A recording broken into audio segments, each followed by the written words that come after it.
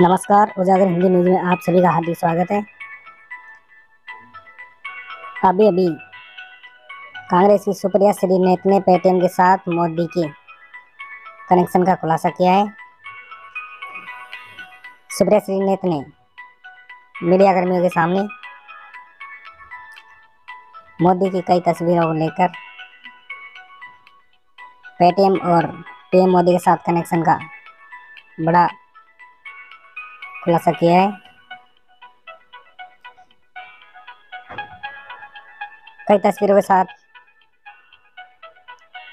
Media को दिखाया कि मोदी का कनेक्शन पेटीएम के साथ है। देखिए रिपोर्ट। कर लेते हैं। एक ये सेल्फी देखिए,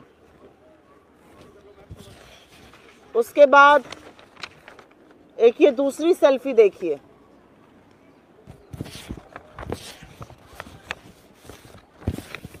फिर एक तीसरी सेल्फी देखिए, एक चौथी भी लेकर आई हूं। इन सेल्फियों को देखने के बाद आपको कुछ और दिखाऊंगी। 10 नवंबर 2016 को इस देश के तमाम अखबारों में, अगर आप थोड़ा जूम इन कर पाएं, तो फ्रंट पेज पर, कवर पेज पर 10 नवंबर 2016 नोटबंदी के 2 दिन बाद एक बड़ा सा विज्ञापन कवर पेज पर छपा था। और आप लोग तो प्रबुद्ध मीडिया के साथ ही आप जानते हैं कि कवर पेज कितना महंगा होता है, लेकिन ये कवर पेज का विज्ञापन छपा था जिस पर मोदी जी को मजबूत निर्णय, नोटबंदी जैसे मजबूत निर्णय को लेने के लिए साधुवाद किया गया था। पेटीएम ने छापा था।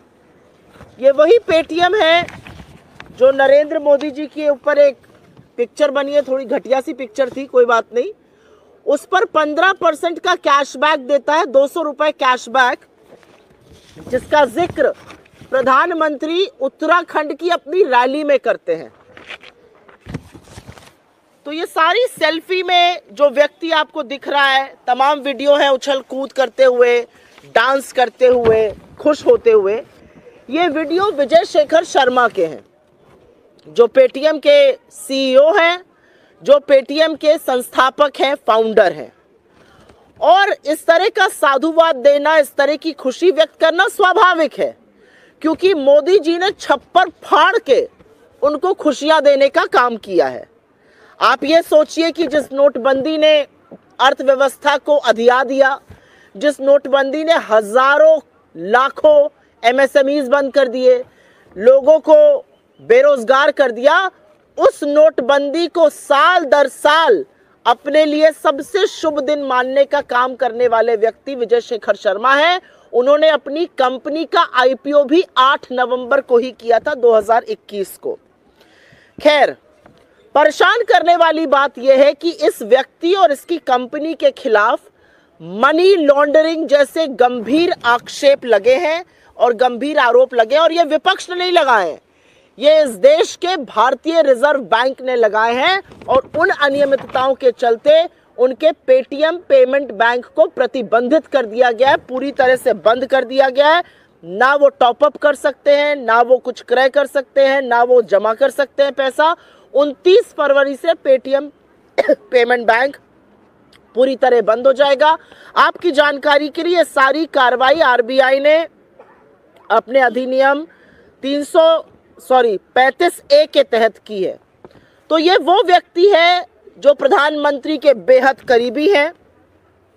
ये वो व्यक्ति हैं जिनके बारे में प्रधानमंत्री अपनी चुनावी रैली में जिक्र करते हैं, तमाम सेल्फी खिंचाते हैं। आप सब जानते हैं, प्रधानमंत्री की तस्वीर को अगर आप किसी अखबार में इस्तेमाल करते हैं विज्ञापन के लिए, तो आपको पीएमओ की संस्तुति चाहिए होती है। तो ये बहुत करीबी है प्रधानमंत्री के, बहुत चहेते हैं, बहुत लाडले हैं। और अब ये मनी लॉन्ड्रिंग जैसे आक्षेपों से घिरे हुए हैं। और ऐसा नहीं है कि ये गाज एकदम से गिर गई है, क्योंकि अगर खबर देखिए और रिपोर्टर्स जो आप ही लोग लगा रहे हैं, उनके मुताबिक 2017 में लाइसेंस मिलने के 1 साल के अंदर गंभीर घपले शुरू हो गए थे और आरबीआई ने बार बार दंडित करने का भी काम किया। कभी जमाकर्ताओं पर रोक लगी, कभी जुर्माना लगा 6-6 करोड़ रुपए का, तमाम चीजें हुई। लेकिन उस दौरान भी, उसके बावजूद भी प्रधानमंत्री इनकी पैरवी करते रहे, इनका प्रचार प्रसार करते रहे। कुछ बातें जिन पर इनको यह सजा सुनाई गई है उसका उल्लेख कर देती हूं। खबरों के मुताबिक आरबीआई ने 35 करोड़ पेमेंट बैंक के जो वॉलेट थे उसका निरीक्षण किया। उसमें से 31 करोड़, 35 करोड़ का निरीक्षण किया, 31 करोड़ निष्क्रिय पाए गए। पैन कार्ड, एक एक पैन कार्ड हजारों नंबरों से जुड़ा पाया गया। लाखों खातों का केवाईसी नहीं हुआ था। मनी लॉन्ड्रिंग की संभावनाएं इसी से उजागर हुई। बैंक द्वारा लगातार झूठी अनुपालन रिपोर्ट देती जाई गई और जो ग्रुप 197 कंपनी का नाम है, लेकिन पेटीएम की जो ग्रुप कंपनीज हैं उसमें आपस में जो घपला था उसके चलते आरबीआई ने ये बड़ा कदम उठाया।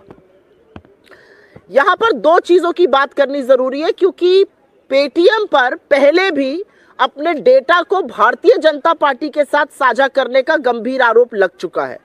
आरबीआई ने पेटीएम पेमेंट बैंक के बीच और पेटीएम के बीच होने वाले डेटा ट्रांजैक्शन पर भी गहन चिंता जताई है और यह भी सामने आता है कि इस चिंता के बावजूद ना शीर्ष अधिकारियों का तबादला हुआ, ना उनके खिलाफ कोई कदम उठाया गया और कंपनी ने बिजनेस बढ़ाने के जुनून में लगातार नियमों का उल्लंघन किया और हर तरह के कानून को ताक पे रखा। शायद वो एक कहावत है हमारी तरफ, कहते हैं जब सैया भय कोतवाल तो डर काहे का। मोदी जी साथ में हैं, उनके साथ सेल्फी खींच रही हैं, वो प्रचार प्रसार आपका इलेक्शन रैली में कर रहे हैं, तो डरने की क्या बात है इन लोगों को। खैर, एक और चिंता जो आरबीआई ने जताई वो पेमेंट बैंक की शेयर होल्डिंग को लेकर है। करीब 49% हिस्सेदारी पेटीएम कंपनी की थी, जिसे लोग 197 कम्युनिकेशन के नाम से जानते हैं, लेकिन 51% हिस्सेदारी इस बैंक की सिर्फ और सिर्फ एक व्यक्ति विजय शेखर शर्मा के पास थी, जिनकी सारी सेल्फी मैंने आपके सामने साझा करी है। और ये एक बहुत चिंता का विषय है, क्योंकि इससे ये साफ होता है कि एक व्यक्ति जिस तरह का भी निर्णय चाहे वो कर सकता था। अंत में आरबीआई की कार्रवाई की एक बड़ी वजह, और ये बहुत चिंता का विषय ये भी था कि चीनी निवेश भर भर के, चीन की कंपनी का निवेश भर भर के पेटीएम में था। पहले अलीबाबा और उसके बाद भी जो एंट ग्रुप है चाइना का, उसके पास करीब 10% साझेदारी आज भी है और संभावनाएं हैं कि डेटा की साझेदारी उस कंपनी के साथ की गई। तो अंत में कुछ बड़े सवाल खड़े हो जाते हैं, कुछ बड़े गंभीर मुद्दे खड़े हो जाते हैं जिसको उठाना जरूरी है। क्या मोदी जी के मधुर संबंधों के चलते उद्योगपति कानून को ताक पर रखकर काम कर रहे हैं? इतने सारे उल्लंघनों के बावजूद भी पेटीएम पेमेंट बैंक को इतनी लंबी ढील क्यों दी गई? 2017 से ही अनियमितताएं शुरू हो गई थी, 7 साल तक इतनी लंबी ढील क्यों दी गई? मनी लॉन्ड्रिंग जैसे गंभीर आक्षेप लगे हैं। एनफोर्समेंट डायरेक्टरेट उसके बारे में क्या कर रहा है? ईडी कौन सी नींद सो रहा है पेटीएम को लेकर? ये जरूर पढ़ना चाहिए। पेटीएम ने बीजेपी, भारतीय जनता पार्टी और पीएम केयर्स फंड को कितना चंदा दिया और क्या उस चंदे की बदौलत वो आज तक बचा रहा है? पहले अडानी और अब ये बार बार जो मोदी जी के लाडले हैं उनके खिलाफ एजेंसियां शिथिल क्यों पड़ जाती हैं? ये अपने आप में एक बड़ा सवाल है। और अंत में 2 सवाल जरूरी हैं। ईडी के 95% केसेस विपक्ष के लोगों के खिलाफ है, क्या ईडी इससे संतुष्ट है? और पेटीएम का तमाम ट्रांजैक्शन में लेन देन है, 10 करोड़ से ज्यादा तो पेटीएम के उपभोक्ता हैं, क्या यह डेटा भारतीय जनता पार्टी के साथ शेयर हो रहा है? सरकार की दी हुई जानकारी के मुताबिक वित्तीय वर्ष 2023 में करीब 137 लाख करोड़ का डिजिटल पेमेंट हुआ, जिसमें पेटीएम का अच्छा खासा शेयर है। क्या ये दावे के साथ कहा जा सकता है कि ये डेटा गोपनीय है, ये डेटा सुरक्षित है, या इसकी ब्रीच हुई है? ये बहुत सारे प्रश्न हैं पेटीएम का स्टॉक लगातार गिर रहा है, माइनॉरिटी शेयर होल्डर्स इससे आहत हैं।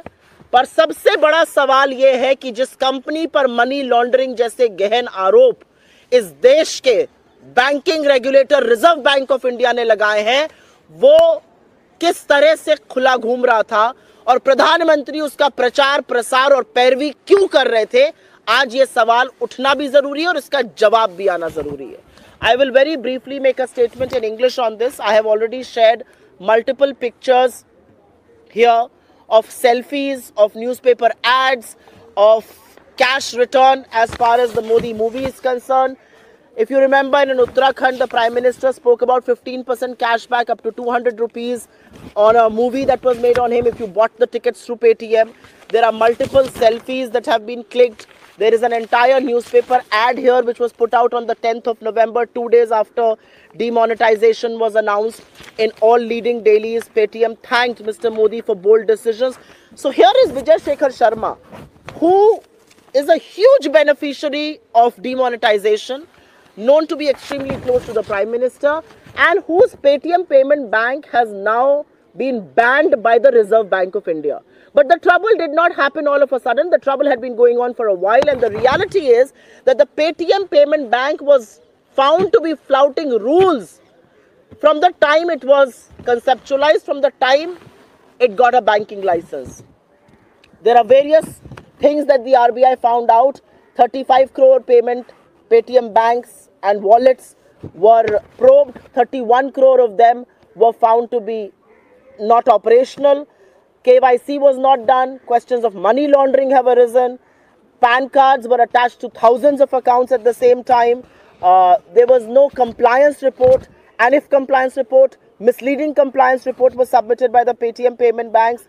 The relationship between Paytm and Paytm Payments Bank and various group companies has come to fore. So these are very, very serious allegations, including the one about money laundering. The reality also is that nothing concrete was done by the management as far as these irregularities was concerned.